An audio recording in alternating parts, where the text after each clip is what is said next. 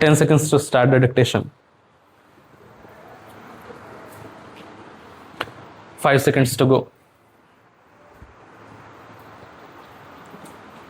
Start. So, it has to be considered whether it is relief in taxation which will lead to a reduction of unemployment, or whether it is raising of taxation to utmost levels which will dry up the resources and channels of capital formation, and thereby not only retard all further development but might also throw the functioning of present industries out of gear.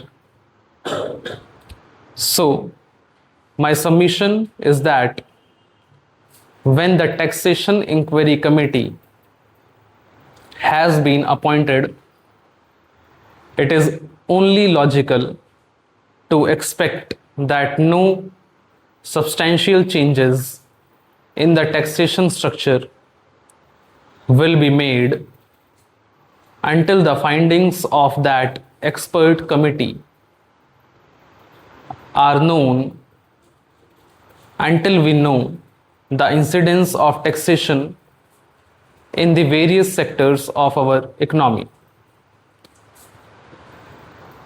Now, coming to the question of deficit financing, I am afraid that my esteemed friend's attitude was somewhat different from the line of opinion in the business and industrial community.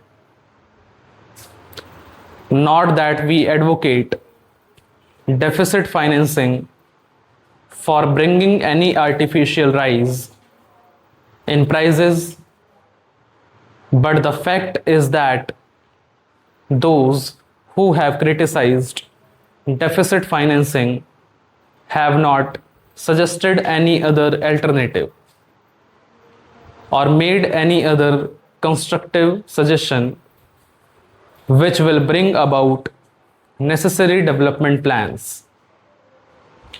After all, the fact has got to be faced that whatever program we have set out in the national plan should go unimpeded by any financial considerations.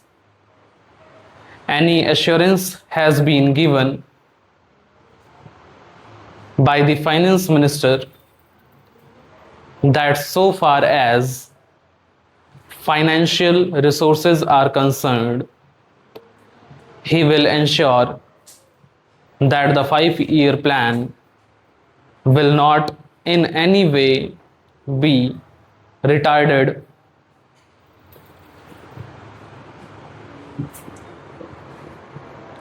In this connection, I can only say that deficit financing is one thing so far as the revenue budget is concerned.